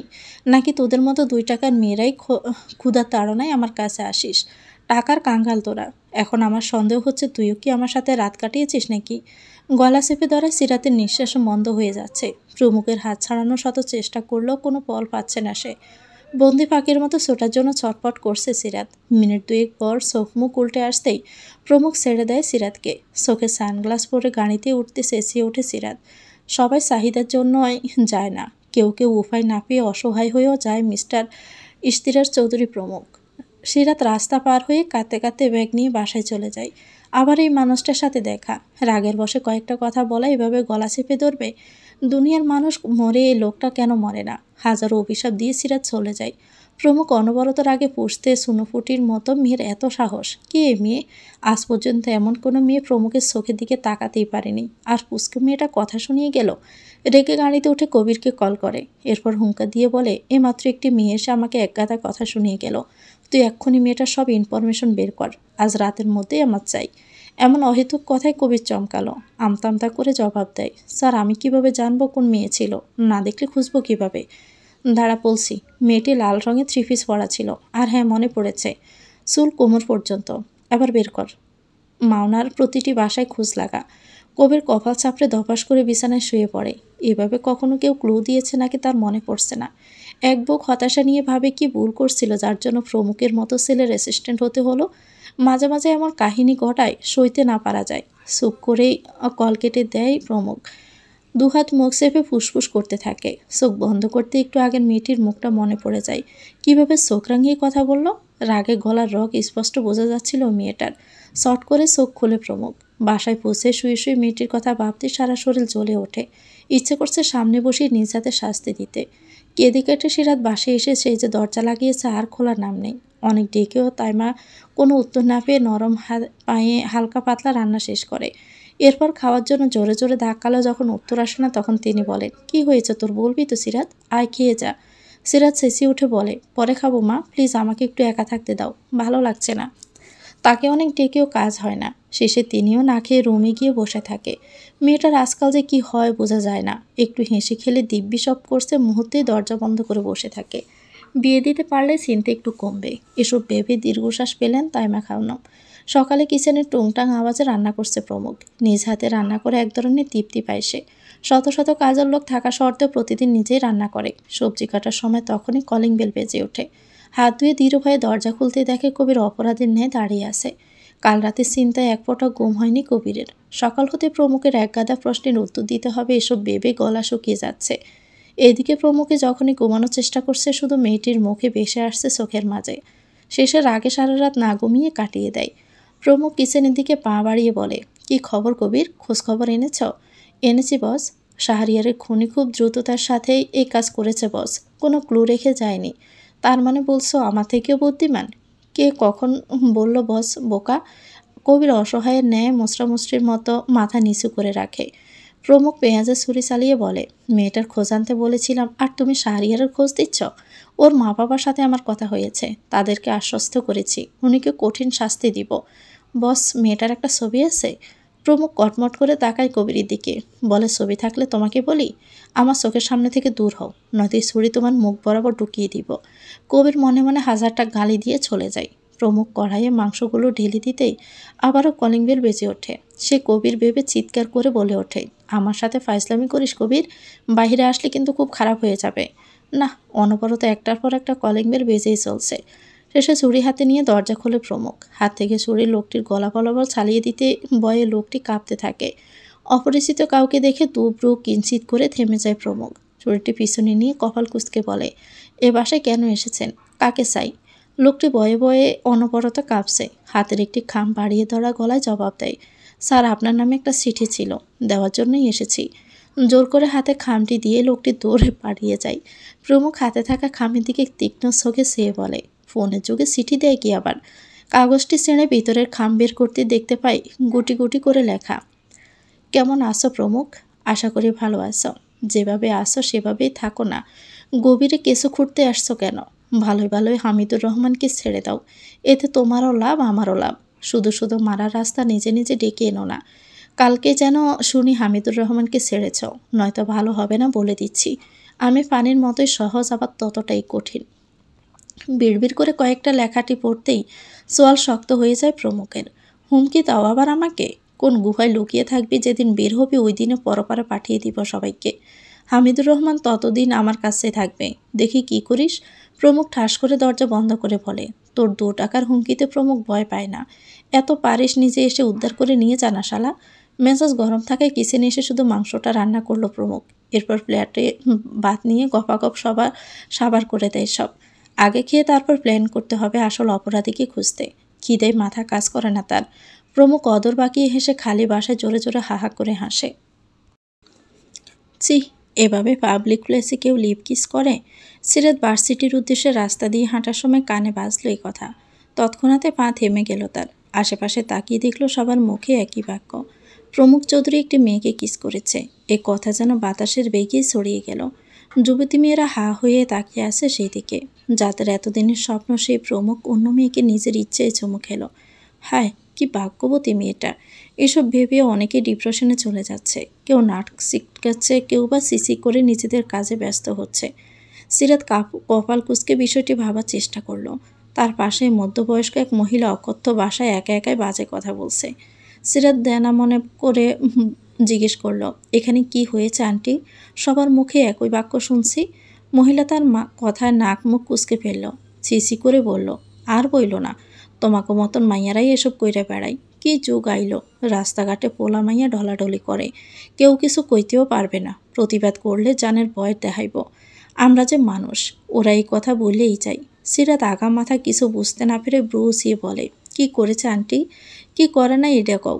ওই যে এই পোলা বাপের জায়গা মনে করে সবখানে গুন্ডামি করে বেড়ায়। বাপসাপ এমন, ওর বাপ দাদা পুরো দেশ কিনে নিছে। সকালে একটা মাইয়ার মুখে সিগারেটের ধোঁয়া উড়াইছে। ওই মাইয়া হয়তো পোলার সম্পর্কে জানে না, আর আগে দিছে এক থাপ্পড়। চোখ গরম কইরা কইছে, মেয়ে দেখলে গুন্ডামি চেষ্টামি করতে ইচ্ছা করে। মা বাবার শিক্ষার অভাব, বাসায় বোন থাকলে মেয়েদের রেসপেক্ট দেওয়াও শিখতি। মাইয়া কথা কইয়া পা বাড়াইতেই পোলা জোরে চুলের মুঠি ধইরা ঠোঁটে চুম্মা খাইল। সিসি, কি লজ্জা শরমের সব শেষ। মহিলা একে একাই কথা বলেই চলে যায়। সিরাত ভাবল কিছু, হাতের ঘড়ির দিকে তাকাতে বর্গে যায়। মাত্র 5 মিনিট আছে ক্লাসের। একটু আগে সব কথা মাথা থেকে জেড়ে ভার্সিটির উদ্দেশ্যে গেল। তখনই তার সামনে বাতাসের বেগে শাসা করে প্রমুখের গাড়ি চলে যায়। ধুলো ময়লা সব সিরাতের চোখ মুখে পড়ে। সিরাত চোখ বন্ধ করে মনে মনে বলে, চরিত্রের ছিটে ফোটাও আজ রইল না। মিস্টার প্রমুখ চৌধুরী। ভার্সিটির শেষে ক্যান্টিনে বসে আছে সিরাত আর সায়রা। ভার্সিটির প্রথম দিনে সায়রার সাথে বন্ধুত্ব হয় তার। সায়রা এক কাপ চা খেয়ে বলল, অ্যাসাইনমেন্ট করেছিস? নতুন টিউশনের কি খবর? সিরাত দীর্ঘশ্বাস ফেলে নরম স্বরে বলে, অ্যাসাইনমেন্ট আজ সারা রাত জেগে জেগে করব। টিউশন বোধহয় ছেড়ে দিতে হবে। আমাকে তুই বিকেল 5টা-6টায় এই সময় একটা টিউশন খুঁজে দে। আচ্ছা দেখছি। ওই ঘটনার পরে আর যেতে হবে না। এত রাতে মেয়ে মানুষের রাস্তায় বের হওয়া আসলে ভীষণ রিস্ক। সিরাত মাথা জাকিয়ে চেয়ারে বসল। সায়রা চায়ের বিল পরিশোধ করল। মেয়েটা সবসময় সিরাতের পাশে থেকেছে। হুটহাট নিজের জন্য জামা কাপড় কিনলে সিরাতের জন্য একটা কিনে নিয়ে আসে। সিরাত সবসময় ইতস্ত বোধ করে রাগ দেখায়। সায়রা তাকে বোঝায়, তোর বিপদের সময় পাশে থাকতে না পারলে কিসের ফ্রেন্ড হলাম? যখন তুই ভালো জব করবি ওই সময় সব শোধে আসলে ফিরিয়ে দিস আমাকে। সিরাত জানে সে কখনোই ফেরত নিবে না। হাতের ফার্সটা তুলে দাঁড়ালো সে। সায়রাকে বলল, বাসায় যাবি কখন? মায়ের কয়টা ওষুধ কিনতে হবে। আচ্ছা যা, বাসায় পৌঁছে টেক্সট দিস। সিরাত হেসে হাঁটা শুরু করে গেটের কাছে। তখনই একটা মেয়ে তার সামনে এসে বলল, তুমি কি সিরাত, রাইট? আসমকা জিজ্ঞেস করায় খানিকটা চমকালো সে। এরপর মৃদু হেসে জবাব দেয়, হ্যাঁ আপু, কেন? মেয়েটি গেটের বাহিরে আঙ্গুল দিয়ে দেখিয়ে বলল, একটি ছেলে দাঁড়িয়ে আছে, আমাকে বলে দিল তোমাকে ডেকে দেওয়ার জন্য। মেবি তোমার কাজিন হবে। সিরাত কপাল কুঁচকে গেটের দিকে তাকিয়ে মেয়েটিকে ধন্যবাদ দিয়ে আসলো বাহিরে। আশেপাশে নজর বুলিয়ে দেখলো গাড়ি পার্কিং করে কালো শার্ট পরে সাফওয়ান দাঁড়িয়ে আছে। সিরাতকে দেখা মাত্রই হাত নেড়ে ইশারা করলো তার কাছে যেতে। সিরাত মৃদু হেসে তার সামনে এসে বলল, আপনি আমার ভার্সিটি খুঁজে পেলেন কিভাবে? এসব পেতে 2 সেকেন্ডও লাগে না আমার। আফসোস, তোমার মনের খোঁজটাই শুধু পাওয়া হলো না। সাফওয়ান দীর্ঘশ্বাস ফেলে গাড়িতে বসে। সিরাত এখনও সেখানেই দাঁড়িয়ে আছে। এই লোকটার কথায় তাকে লজ্জায় পড়তে হয় বারবার। সাফওয়ান উচ্চস্বরে বলে, আমার সাথে বাসায় গেলে সমস্যা? তোমায় পৌঁছে দিতাম। আমি একাই যেতে পারবো ভাইয়া। ভয় পাচ্ছ? ট্রাস্ট মি, কিচ্ছু হবে না। সিরাত পুশ করে নিঃশ্বাস ফেলে গাড়ির গ্লাসের ভিতর মুখ নিয়ে অনুনয় করে বলল, প্লিজ ভাইয়া, আর ঋণী করে ফেলবেন না আমাকে। সাফওয়ান মুখটা খুবই নিরীহ করে জবাব দিল, সরি সিরাত, একটু ভেবে ফেলেছিলাম। ভাবছিলাম তোমার সাথে বসে 1 প্লেট ফুচকা খাবো। ভুলেই গিয়েছিলাম। তুমি রাজি হবে না। ঠিক আছে যাও, পরে দেখা হবে। তার কথায় সিরাতের খুব খারাপ লাগলো। আমতা আমতা করেই সে জবাব দেয়, আচ্ছা রাগ করবেন না প্লিজ, চলুন, কিন্তু বেশি সময় আমি থাকতে পারবো না। কথা বলেই উঠে বসলো সাফওয়ানের পাশে। বেল্ট লাগাতেই সাফওয়ান বলল, thank you Sirat, cute baby. Sirat লজ্জা পেয়ে তাকায় গাড়ির বাহিরে। লোকটা খুব আয়েসে লজ্জা দিতে পারে তাকে। প্রমুখ মাত্রই রুমে এসে ফ্রেশ হলো। দরকারি কিছু কাগজপত্র খোঁজাখুঁজি করার সময় চোখ যায় তার খাটের নিচে। সেখানে একটি গলার লকেট পড়ে আছে। চোখ মুখে এক প্রকার কৌতূহল নিয়ে সে এগিয়ে যায় সেদিকে। হাত বাড়িয়ে তুলে বিছানায় বসলো। এপাশ ওপাশ নিখুঁতভাবে দেখতে চোখ আটকে যায় হাস্যোজ্জ্বল মামিয়ে ছবির দিকে। প্রমুখ মেয়েটির দিকে দৃষ্টি নিক্ষেপ করে ভাবল, কোথাও দেখেছি মনে হচ্ছে। কে মেয়েটা? মিনিট সময় ছবিটি পরখ করতে তার মনে পড়ে যায় রাগে হিড়হিড় করা জগরুটে মেয়ের কথা। এই তো কয়েকদিন আগেই মুখের উপর তাকে যা তা বলে দিয়েছিল। যার জন্য সারা রাত ঘুমাতে পারিনি সে। হাতের কাছে চিহ্ন রেখে সে খুঁজলো আকাশে পাতালে। প্রমুখ অদর বাঁকিয়ে হেসে ওঠে। এবার কোথায় যাবে? তোমাকে জাস্ট 1 সেকেন্ডে খুঁজে ফেলবো। ট্রাউজারের পকেট থেকে তৎক্ষণাৎ কবিরকে কল করে বলে, কবির, মাত্র 5 মিনিট সময় তোমার হাতে। ওই যে লম্বা বিনুনির মেয়েটিকে খুঁজে পেয়েছি, জলদি বাসায় আসো। কবির কিছু বলতে মুখ খুলতে শর্ট করে কেটে দেয় প্রমুখ। হতাশ হয় কবির, মুখে দুঃখী চেহারা নিয়ে গাড়ি স্টার্ট করে। প্রমুখ সিরাতের মুখে হাত বুলিয়ে টেবিল হাসি দিতেই মুহূর্তে দুব্রু আপনা আপনি ভীষণ রকম কুঁচকে যায়। চোখে একরাশ বিস্ময় নিয়ে ভাবে, এই মেয়েটির সাথে প্রথম রাস্তায় কথা হয়েছিল, তার লকেট আমার রুমে আসলো কিভাবে? সে কি এসেছিল? কিন্তু কবে? আগে কখনো দেখেছি বলে মনে পড়ছে না। তবে কি সেও 4-5টা মেয়ের মতো? না, যার মুখে অজস্র মায়া, ভদ্র সভ্য, সে কীভাবে নিজের ইচ্ছায় এখানে আসবে? উফ, মিলছেই না, কিছুই মিলছে না, সব যেন গোলমাল হয়ে যাচ্ছে। হামিদুর রহমান অস্পষ্ট স্বরে আবল তাবল বলে যাচ্ছে, আজ 8 দিন শুধু পানি খেয়ে সে বেঁচে আছে। খুনের ব্যাপারে কিছু না বলায় তাকে আগের মতোই বেঁধে রাখা হয়েছে। গা থেকে বিদঘুটে গন্ধ। কবির নাক সিটকে বলে, স্যার, হয়তো ছেড়ে দিন, নয়তো মেরে ফেলুন। এভাবে আর কত কষ্ট দিবেন?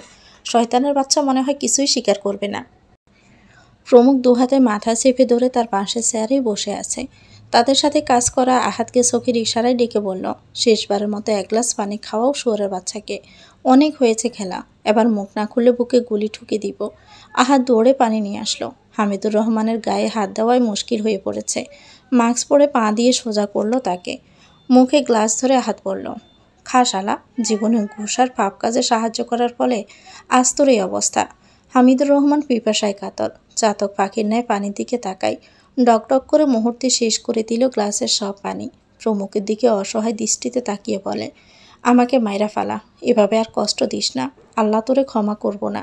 প্রমুখ বেশ আয়েশ করে বসে গগন কাঁপুনি হাসি হাসল। একটু ঝুঁকিয়ে বলল, ছেড়ে দিব? শেষবারের মতো বলছি, কে কে ছিলি ওই রাতে? কার কথায় মামার করা মামলা ক্লোজ করে দিয়েছিলি? মিথ্যা কাগজ ছাপিয়ে বললি গাড়ি অ্যাক্সিডেন্ট। এটা খুব মানা যায়? বল হামিদের বাচ্চা, নয়তো কি করবি? মারবি? মার। হ্যাঁ, তো দেহ 80 টুকরো করে নদীতে ফেলে দিব, মাছ ছেড়ে ছেড়ে খাবে। কিন্তু তোর 17 বছরের মেয়ে, তার কি হবে?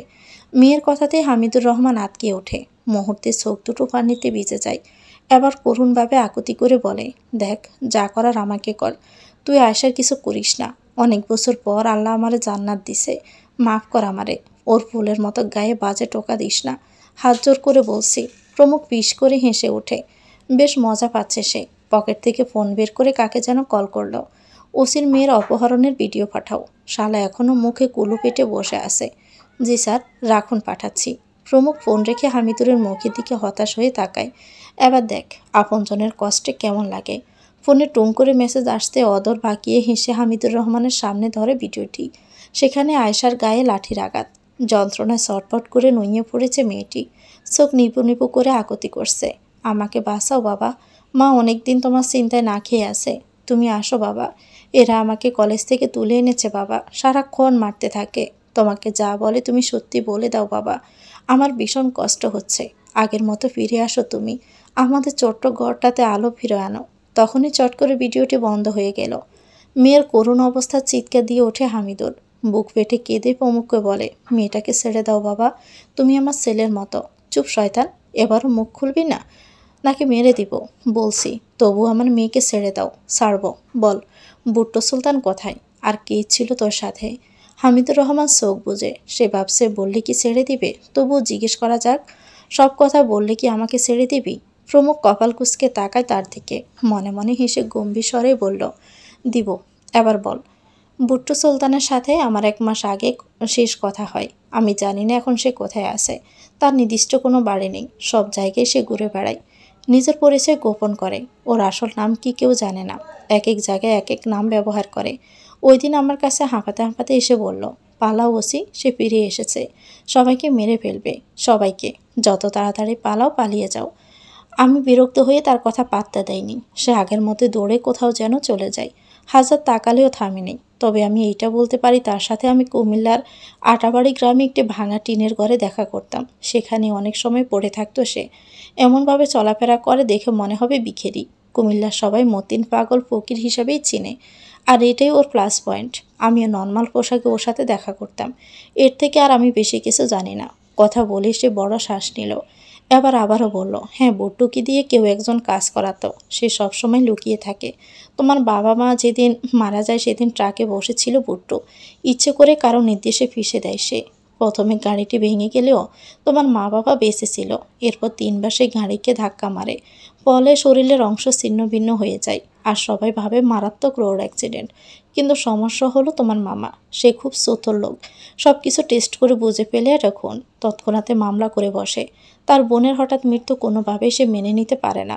তখনই বুট্টু নিরুপায় হয়ে আসে আমার কাছে। আমি শুধু মামলা ঝামেলা মিটিয়ে দিলাম, এই তো। টাকার লোভ দেখিয়ে এসব করিয়েছে আমাকে, একটা বাংলো বাড়িও করে দিয়েছে। শোনো প্রমুখ, তোমার বাবার আপনজনের মধ্যেই কেউ করেছে এমনটা। হামিদুর রহমান ঘন ঘন শ্বাস নিচ্ছে। প্রমুখ মাথায় চেপে বসে রইল, চোখ দিয়ে দুফোঁটা পানি গড়িয়ে পড়ছে। কবিরও নিজের অজান্তেই কেঁদে ওঠে। তার মা নেই। আহারে, স্যারের জীবনেও কত কালো অতীত লুকিয়ে আছে। প্রায় 10 মিনিট পর প্রমুখ উঠে দাঁড়ায়, কবিরের দিকে তাকিয়ে বলে, আমাকে বাসায় নিয়ে চলো।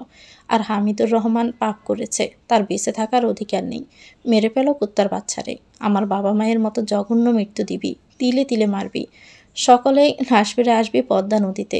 আয়শাকে ছেড়ে দিস। মেয়েটা তার বাবার পাপের শাস্তি পেল। তাকে বলিস হামিদুর রহমান রাতে নেশা করে বাসায় ফেরার উদ্দেশ্যে বাড়ি ফেরার সময় এক জন্তুর হাতে পড়ে, তাকে ছিঁড়ে খায় সে জন্তু। আহাত সম্মতি জানিয়ে গাড়িতে পৌঁছে দেয় প্রমুখকে। কবির ড্রাইভ করছে। আহাত ফিরে এসে ছুরি হাতে নিয়ে এগিয়ে যায় হামিদুরের দিকে। চেয়ারে বাঁধা দুহাতে শট করে ব্যথায় হামিদুর রহমান গলা কাটা মুরগির মতো চটপট করে। আহাত হেসে ওঠে। এবার গলা বরাবর একের পর এক বাসায় ঢোকে, বাহুতে তার পায়ে। তার সামনে কয়েকটি ছেলে ভয়ে থরথর করে কাঁপছে। কেউ ঘৃণায় বেরিয়ে গেল। মুহূর্তে হামিদুর রহমান থপ করে বসে পড়ল আবর্জনার ময়লা মাটিতে। পাপের শাস্তিতে হলো তার ভয়ঙ্কর মৃত্যু। সাধারণ একজন মানুষেরও বুক কেঁপে উঠবে যা দেখলে। পূর্ণিমা রাত, আকাশে সাদা থালার মতো চাঁদ উঠেছে। মাগরিবের পর পরে চাঁদ তার আলো ছড়ানো শুরু করে চারপাশে। রাত 8টায় সিরাত টিউশন শেষে উঠে দাঁড়ালো। সকাল থেকেই ভেবে রেখেছে ছাত্রের মাকে বলে দিবে। এত রাতে টিউশন পড়ানো তার পক্ষে সম্ভব নয়। সিরাত বড়সড় দম নিয়ে সামনের স্টুডেন্টকে বলল, আন্টি কোথায়? মেয়েটির মনোযোগ ছিল নোট খাতায়। সিরাতের কথায় তার মনোযোগ ছেদ ঘটল। শীতল চোখে তাকিয়ে জবাব দেয়, রুমে বোধ হয়। কেন ম্যাম? তাকে একটু ডাকো, কথা ছিল। মেয়েটি মাথা নাড়িয়ে উঠে যায়। সে ভাবছে তার নামে কোনো কমপ্লেন করবে না তো। মাত্র 4 দিন হলো পড়ছে। এর মাঝে কি হলো? মস্তিষ্ক ভাবনা নিয়ে মায়ের রুমে উকি দিয়ে দেখল কি করছে তার আম্মু। কথায় একটু জড়তা নিয়ে বলল, আম্মু, ম্যাম ডাকছে। মধ্যবয়স্কী মহিলাটি মেয়ের কথায় এক পলক তাকায়, ক্ষীণ কণ্ঠে উত্তর দিল, পড়া কি শেষ? ঘন ঘন মাথা উপর নিচ করল মেয়েটি। মহিলাটি উঠে এসে বলল, আচ্ছা চলো। সিরাত ফোন হাতে নিয়ে গাটাগাটি করার মধ্যে মহিলাটি জিজ্ঞেস করে, আমাকে ডেকেছ? শর্ট করে তাকায় সিরাত। মিষ্টি হেসে কিছুটা ইতস্ত বোধ করে বলল, জি আন্টি। আসলে রাতে পড়ানো আমার জন্য খুবই রিস্ক হয়ে যায়। বিপদ তো বলে কয়ে আসে না, মেয়ে মানুষ বুঝেনি তো। এখন আমি বলতে চাচ্ছিলাম কাল থেকে আমি আর মীরাকে পড়াতে পারবো না। সিরাতের কথা শুনে ব্রু কুঁচকে গেল মীরার মায়ের। তখনই সিরাত আবারও বলল, সমস্যা নেই, আমি একজনকে বলে রেখেছি, সে এসে পড়াবে। আমার ভার্সিটিরই সিনিয়র ভাইয়া, উনি বেশ ভালো পড়ায়। তাছাড়া আমার থেকেও মেধাবী সে। আপনি বললে কাল আসতে বলবো, তখন না হয় যাচাই বাছাই করে নেবেন। এবার মীরার মা অল্প শান্ত হলো। তার চোখ মুখ শীতল। সিরাত ছোড়া চোখে এক নজর দেখে বুঝলো মহিলাটি নরম হয়েছে। একটু নড়ে চড়ে উনি মুখ খুললেন, ঠিক আছে, তবে কাল আসতে বলবে। আমি মেয়ের ব্যাপারে খুবই সিরিয়াস। আর বেতনটা নিয়ে যেও। সিরাত হাত উঠিয়ে না করে বলল, না আন্টি, বেতন লাগবে না আমার। আমি মীরাকে 4 দিন এমনি পড়িয়ে দিলাম, সমস্যা নেই। সিরাত উঠে পার্স কাঁধে নিয়ে মীরাকে আদর করল। মিষ্টি করে তাকে বলল, আসসালামু আলাইকুম আন্টি, আজ আসি, আবার কোনো একদিন হয়তো দেখা হবে। মীরা হাসল। 4 দিন এই মিসকে তার মনে ধরেছিল, কিন্তু এভাবে না করে দিবে কখনোই ভাবতে পারেনি সে। সিরাত গেটের বাহিরে এসে আকাশের দিকে তাকায়। চাঁদটা তার আলোয় ভরিয়ে দিয়েছে চারপাশ। ছোট্টবেলায় মনে করতো তার পিছন পিছন চাঁদ গুড় করে। সে যেদিকে যায় চাঁদও সেদিকে যায়। অল্প হেসে রিক্সা খুঁজলো আশেপাশে। ওই তো একটি লোক বসে আছে। সিরাত হাত উঠিয়ে ডাকলো তাকে। রিক্সায় উঠে চিন্তা করলো মায়ের কথা। তার মা কবে ভালো হবে। মুহূর্তে চোখ মুখ কালো হয়ে যায় তার। ভাবনার অতলে ডুবতে চোখে ভাসল সাফওয়ানের মুখ। সিলেটিয়াস ফুচকা খাওয়ার সময় চোখ মুখ কুঁচকে রেখেছিল। অতিরিক্ত টক আর ঝাল সহ্য করতে পারে না বিধায় এই অবস্থা। সিরাত তখন তাড়াহুড়ো করে সাফওয়ানের মুখে ফুঁ দিয়ে বলল, কি হয়েছে?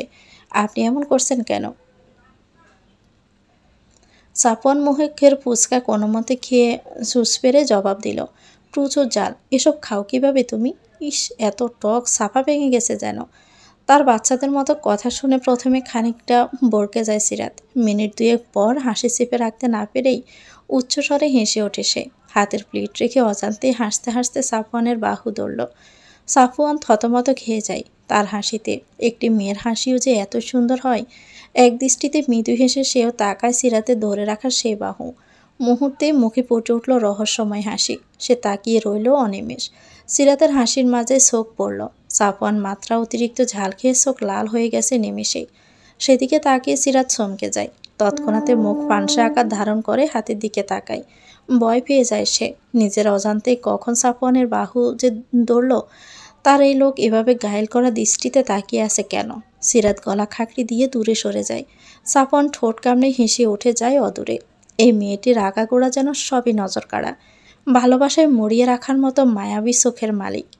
প্রমুখ রেডি হচ্ছে কুমিল্লা যাওয়ার উদ্দেশ্যে। যে করে হোক বুট্টুকে খুঁজতে হবে। আয়নার সামনে নিজেকে দেখে শীষ বাজালো। মনে মনেই বলল, হায়, এত সুন্দর হতে কে বলেছিল তোকে? মৃদু পাকা হেসে পারফিউম দিয়ে শার্টের হাতা গুটিয়ে নিল। সার্ভেন্টকে ডেকেই বলল, নাস্তা নিয়ে এসো। দেরি হয় কেন?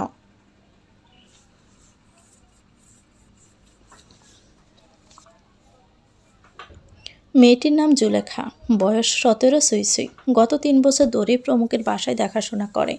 মেয়েটির মা বাসায় বাসায় কাজ করার ফলে সেও এ বাসার খোঁজ পায়। তখন থেকে মেয়েটি এখানে থাকছে। প্রমুখ নিজের বোনের মতো আগলে রেখেছে তাকে। স্কুলে ভর্তি থেকে শুরু করে দায়িত্ব কাঁধে নেই। জুলেখা হাতে করে জুস আর কলা এনে বলল, ভাইজান চা কইরা দিমো? প্রমুখ জুসের গ্লাসে চুমুক দিয়ে জবাব দেয়, না, তোর স্কুল নাই? আছে। তাহলে এখানে সঙের মতো দাঁড়িয়ে আছিস কেন? জুলেখা হকচকিয়ে যায়। মেয়েটি এক প্রকার পালিয়ে যায় রুম থেকে। প্রমুখ ফোন পকেটে পুরে সিঁড়ি দিয়ে নিচে নামতেই দেখল কবির আসছে। প্রমুখের খুব নিকটে এসে কবির গদগদ হয়ে বলে, যে মেয়েটি আপনাকে কথা শুনিয়েছে, ঝগড়া করেছে, তার A to Z information collect করেছে স্যার। প্রমুখ অদর বাকি হেসে বাহিরে যেতে যেতেই বলে, কবির, বুদ্ধিশুদ্ধি কবে হবে তোমার? দেখেছ, জরুরি কাজে যাচ্ছি। এ সময় জগরটে মহিলার কথা মনে করিয়ে কেন দিলে? এর ব্যবস্থা রাতে এসে করব। কবির কাসুমাসু করে দৌড়ে যায় তার পিছনে। দেনা মনে করে বলে ওঠা, স্যার, আপনি 24 ঘন্টার মধ্যে খোঁজখবর আনতে বলেছিলেন, তাই বললাম। আপনার কথা অনুযায়ী তার বাপ দাদা থেকে শুরু করে এখন পর্যন্ত সব খবরই পই পই করে লিখে এনেছি। প্রমুখ বিরক্ত হলো কিছুটা। চোখ গরম করে গাড়িতে উঠে কটমট করে তাকায় কবিরের দিকে। হিসিয়ে বলে, আর একটা কথা বললে এখানে গাড়ি চাপা দিয়ে দিব, ইডিয়ট। মুখে মুখে তর্ক গুছিয়ে দিব। কবির শুকনো ডকিলে, আবারও ভুল করেছে নাকি সে? এই মাথা পাগল লোকটার সাথে তর্ক করে নিজের পায়ে নিজে কোড়াল মারল। দাঁতে দাঁত চেপে বড় শ্বাস নিয়ে উঠল ড্রাইভিং সিটে। প্রমুখ চোখ বন্ধ করে ভাবছে। মস্তিষ্ক হানা দিচ্ছে অনেক কথা। কুমিল্লা গলিয়ে কি পাওয়া যাবে? লোকটিকে চিনবে কিভাবে? তাছাড়া চিঠিটা তদন্ত করা বাকি। আর ওই মেয়ে, তাকে কেন দেখার বাসনা জাগছে? ওই আগুন চোখে কী ছিল? ঘৃণা নাকি অসহায়? ইস, মাথা খারাপ হয়ে যাবে তার। ওই মেয়ে তাকে পাগল করে ছাড়বে। তাইমা খানম ওষুধ খেয়ে মেয়ের রুমে আসলেন। এখন শরীর আগের থেকে একটু ভালো, টুকটাক কাজে হাত লাগাতে পারে। সিরাত অ্যাসাইনমেন্ট করায় ব্যস্ত। এই কয়েকদিনের চাপে একদমই অ্যাসাইনমেন্ট করা হয়নি। তাছাড়া সায়রাকে কল করেও জানতে হবে টিউশনি জোগাড় করতে পেরেছে কিনা। মাসের যে কোনো সময় বাসা ভাড়ার জন্য চাপ দিবে। তারা তো আর বুঝবে না কিভাবে সংসার চালাতে হয়। তাদের কাছে আগে হচ্ছে টাকা। একদিন দেরি হলেই কটু কথা শোনাতে দ্বিধা করবে না। তাইমা খানমকে বেশ কিছুক্ষণ আড়চোখে পরখ করে বলল, কিছু বলবে মা? তাইমা খানম জোরপূর্বক হেসে মাঝের দূরত্ব গুছিয়ে সিরাতের হাত নিজের মুঠোয় নেয়। হাত বুলিয়ে আদর করে বলল, ওই ছেলেটার কি খবর? বাসায় আসতে বলেছিস? সিরাত ঠিক জানতো নিশ্চয়ই কোনো কথা বলবে তার মা। একদম ইমোশনাল ব্ল্যাকমেল যাকে বলে। সিরাত দীর্ঘশ্বাস ফেলে বলল, মাথা খারাপ হয়ে গেছে তোমার? যাও তো, অ্যাসাইনমেন্ট করতে দাও। কানের কাছে প্যান প্যান করো না আমার। তাইমা খানম হতাশ হলো, মুখে দুঃখী ভাব এনে বলল, মায়ের কথা রাখবি কেন? আমি কেউ হই না কি তোর? একটু দেখতেই তো চেয়েছি। এ আবার কঠিন এমন কি কাজ? সিরাত হাত সরিয়ে নিয়ে বিছানা থেকে উঠে চলে যায় ওয়াশরুমে। তার কেন জানি লজ্জা করছে। লোকটার চোখ মনে পড়ে যাচ্ছে শুধু। লজ্জায় মুখ নামিয়ে একটু হাসল। তখনই কানে বাজে তাইমা খানমের চিল্লানি, কাল থেকে তোর সাথে থাকবই না। খুব বড় হয়ে গেছিস তাই না? আমাকে নিয়ে ভাবতে হবে না তোকে। অনেক করেছিস আমার জন্য, আর ঋণী করিস না। সিরাতের কাঁদো কাঁদো হয়ে ওয়াশরুমের ভিতর থেকে জবাব দেয়, তোমার অহেতুক আলাপ থামাবে? চুপচাপ ঘুমাতে যাও। দুপুরবেলা নিয়মিত না ঘুমিয়ে এই অবস্থা হয়েছে তোমার। রাতে সব পড়া কমপ্লিট করে ঘুমাতে গেল সিরাত। তাইমা খানম গাল ফুলিয়ে আজ তাকে রেখে খেয়ে একাই ঘুমিয়ে পড়েছে। সিরাত মায়ের বাচ্চামো দেখেই হাসে। তার মা হয়তো জানে না, মেয়ে হয়ে আগ বাড়িয়ে দাওয়াত দেওয়া যায় না। বাসায় আসা একটা প্রাপ্তবয়স্ক ছেলে আনাও যাবে না। তখন দেখা যাবে আশেপাশের মানুষ নানান কথা উঠাবে। কারণ তার বাবা নেই, প্রতিবাদ করার ছায়াও নেই। বালিশে মাথা রেখে সায়রার নাম্বার তুলেই কল করলো। রিসিভ হতেই বলল, কি করিস সায়রা? এই তো খেয়ে রুমে আসলাম। পড়া শেষ? টিউশনি পেয়েছিস? হ্যাঁ, কিন্তু একটু সমস্যা। সিরাত উঠে বসলো, বলল, কি সমস্যা আবার? বিকেল 3টা থেকে পড়াতে বলেছে। ছেলে মেয়ে 2জন, যমজ ভাই বোন, ক্লাস 4-এ পড়ে। সিরাত ঠোঁট কামড়িয়ে ভাবল। কিছুক্ষণ পরে বলল, তাহলে ভার্সিটি থেকে এসেই যেতে হবে। মাকে একা রেখে ভয় লাগে আমার। বাচ্চা দুটো শান্তশিষ্ট হবে তো? সায়রা খুবই দৃঢ়তার সাথে জবাব দিল, হ্যাঁ, তেমন ঝামেলা করবে না, চুপচাপই থাকবে। আচ্ছা, কাল যাব তাহলে। ঠিকানা মেসেজ করে পাঠিয়ে দে। সায়রা কল রেখে দিয়ে লোকেশন পাঠিয়ে দিল। সিরাত শুয়ে দেখলো তা, এরপর চোখ বন্ধ করে তলিয়ে গেল ঘুমের গড়ে। রাত তখন গভীর। সবার নিঃশ্বাসের শব্দ ছাড়া আর কিছুই কানে আসছে না। সিরাতের বিভোর ঘুমের মাঝে ফোন বেজে ওঠে। তিক্ত রিংটোনে ঘুমিয়ে থাকা মুশকিল। মুখে চসূচক শব্দ করে ঘুমের গড়ে কলটা কেটে দিয়ে আবারও বালিশে মুখ গুজে দেয়। ঠিক তখনই পুনরায় ফোনটা আবারও বেজে ওঠে। প্রায় 2 মিনিট পর সিরাত চোখ মুখে একরাশ বিরক্তি নিয়ে উঠে বসে। বালিশের নিচ থেকে ফোনের ওয়ালে তাকিয়ে দেখে অচেনা নাম্বার। মুহূর্তে বিরক্ত হলো সে। ফোন সমান তালে বেজে যাচ্ছে। শেষে মুখে কয়েকটা গালি রেডি করে কলটা রিসিভ করলো। এই মিয়া, সমস্যা কি আপনার? রাত বিরাতে মানুষের ঘুম নষ্ট না করলে কি ভালো লাগে না? একটু শান্তিতে কি ঘুমাতেও দিবেন না? অসহ্য। সারাদিন গাদার খাটুনি খেটে রাতে আর আমি ঘুমাতেও কিছু মানুষের সহ্য হয় না। এ ভালের ফোন কালকে আমি ভেঙে ফেলবো। না থাকবে ফোন আর না আসবে কল। অপর পাশের লোকটা চমকালো। বোরকে খুক খুক করে কেসে অপরাধীর নেই বলল, আই এম সরি সিরাত, ভুল হয়েছে। আচ্ছা, কাল দেখা হবে। তুমি বরং ঘুমাও। পরিচিত গলার স্বর শুনে থতমত খায় সিরাত। বেজা বিড়ালের মতো মুখ করে জিভে কামড় দিল। চোখ মুখ কুচকে জবাব দেয়, আপনি সিরিয়াসলি আপনি কল করেছেন? ভাইয়া, এত রাতে কী প্রয়োজন? সাফওয়ান নিজের প্রতি বিরক্ত হলো। কেন সে মেয়েটির ঘুম নষ্ট করলো? না জানি কি মনে করেছে সিরাত। তাছাড়া সেই বা কী করবে? ঘুম চোখে ধরা দেয় না আজকাল। মনটা বিষণ্ণ লাগে। মেয়েটির মুখের দিকে তাকিয়ে থাকতে ইচ্ছে জাগে। সাফওয়ানের থেকে কোনো রেসপন্স না পেয়ে সিরাত বলল, সাফওয়ান ভাইয়া, শুনতে পাচ্ছেন? সরি, আসলে ঘুম ভাঙলে মাথা কাজ করে না। কী থেকে যে কী বলে ফেললাম। সিরাত একটু থেমে বলল, এত রাতে কোনো দরকারে কি কল করেছেন? সব ঠিকঠাক আছে তো? সাফওয়ান মাথা চুলকেই বলল, কিছু মনে না করলে একটা কথা বলি? জি বলুন। না থাক, আবার তুমি কি মনে করবে? সিরাত কপালে ভাঁজ ফেলে বলল, মিনমিনে স্বরে বলে ওঠে, বলুন না, সমস্যা নেই। তোমাকে দেখতে ইচ্ছে করছে। বাসার নিচে আসবো? সাফওয়ানের অমন কথায় হকচকিয়ে যায় সিরাত। হালকা ডোক গিলেই জবাব দেয়, এত রাতে এসব কি বলছেন? সাফওয়ান রেগে যায় নিজের উপর। আবারও ভুল করলো। কেন যে সে মনের কথা শুনে? অনুভূতি দমিয়ে রাখলেই তো হয়। মেয়েটা তার সাথে কথা বলছে, এই ঢের বেশি। একটু নড়ে সড়ে শুয়ে সাফওয়ান বলল, আচ্ছা ঠিক আছে, ঘুমাও। সরি ডিস্টার্ব করার জন্য। একদিন না হয় খুব কাছ থেকে তোমাকে মন ভরে দেখব। লম্বা একটা দীর্ঘশ্বাস ফেলে পুনরায় আবার বলে ওঠে, সেদিন হবে আমার শ্রেষ্ঠ সুখের দিন। আনন্দে কেঁদে ফেলবো সিরাত। আল্লাহকে পূরণ করবে আমার ইচ্ছে। নয়তো সারা জীবনের জন্য এই অনুভূতিটাকে মাটি চাপা দিয়ে জীবন্ত লাশ হয়ে আমি বেঁচে থাকব। তো ভিউয়ার্স, গল্পটির নাম হচ্ছে অল্প স্বল্প প্রেমের গল্প। এটা গল্পের প্রথম অংশ। পরবর্তী অংশ পেতে চ্যানেলটিকে সাবস্ক্রাইব করে আমাদের সাথে থাকবেন। ভিডিও ভালো লাগলে একটি লাইক দিয়ে দিবেন, কমেন্ট করে জানাবেন কেমন লেগেছে। আল্লাহ হাফেজ, আসসালামু আলাইকুম।